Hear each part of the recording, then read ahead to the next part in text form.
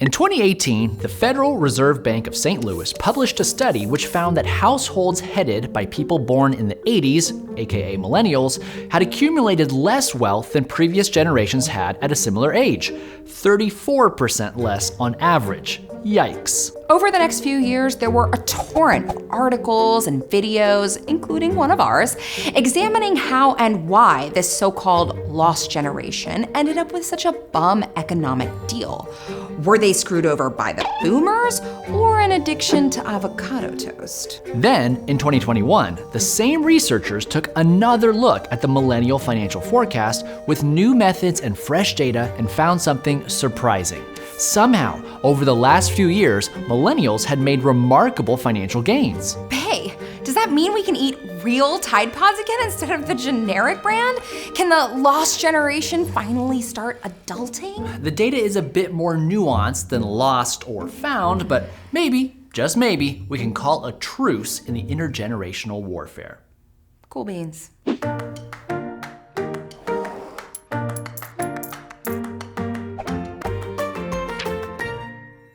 The 2016 data looked pretty grim for millennials. Not only had they accumulated less wealth than Gen Xers and boomers at similar points in their lives, they were earning less income, had a lower rate of home ownership, and, possibly as a result, were delaying big life milestones like marriage and kids. A lot of factors were suggested. The soaring cost of college tuition had saddled the generation with unprecedented student debt.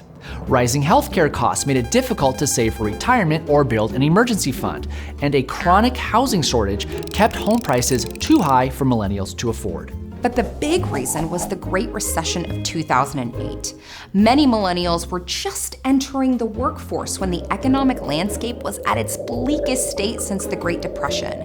The unemployment rate for young people was substantially higher than other age groups, meaning many millennials had no choice but to stay at their parents' homes, using whatever income they could get to try and pay down big student loans.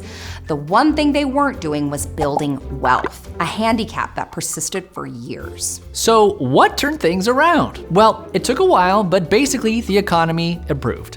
Starting in the mid-2010s, unemployment fell, businesses recovered, and the demand for young professional labor rose. By 2019, the median millennial household was making around $10,000 more a year than previous generations did at the same age.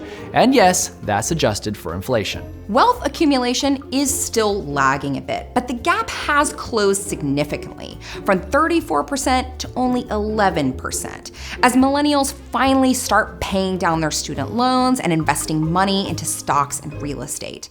Homeownership rates for millennials are now at 52%, still below, but not far from boomers, 57% at the same age. It's almost like a rubber band effect, where the millennials were held back during the Great Recession, but then catapulted ahead by the Great Recovery. Education has a lot to do with that. Millennials are much more likely to have a 4-year college degree than previous generations, which not only burdens one with debt, but also delays entry into the workforce. But as we've said in previous videos, that degree does pay off later in life. Now millennials are in their peak earning years at a time when the labor market is pretty favorable to them. Skirt!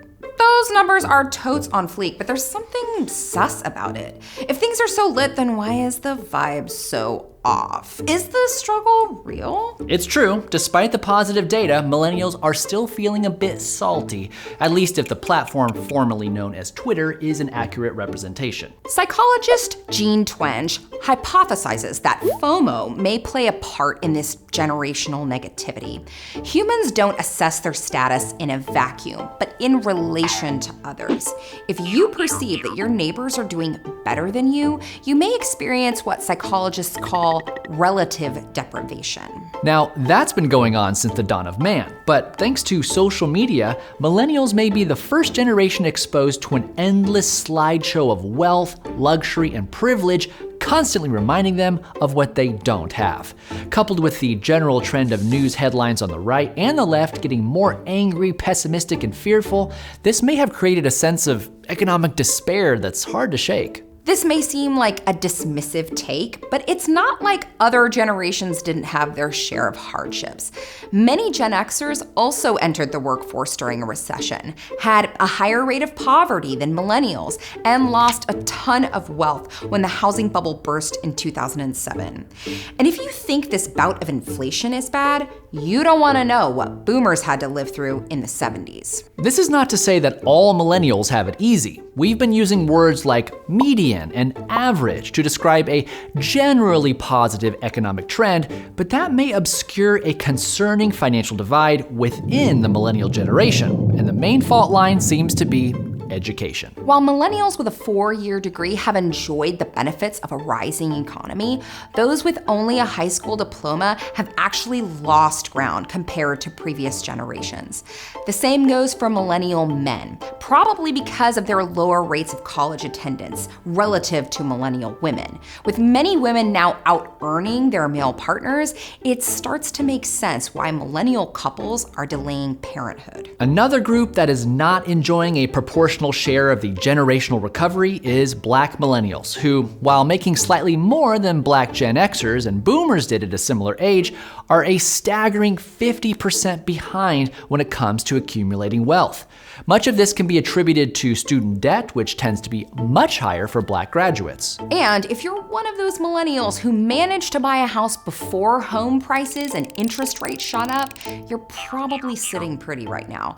If not, this ongoing housing shortage is a true financial nightmare. What all this suggests is that despite the headlines, the real economic dividing line in America isn't about generation, but generational wealth. If your parents helped you go to college without taking on a suffocating amount of student loans, if they could afford to support you during the recession so you didn't rack up credit card debt, or if they helped you buy a house when you were still in your 20s, you're probably ahead of them when they were your age. And that's kind of how it's always been, whether you were born in 1987 or 1947.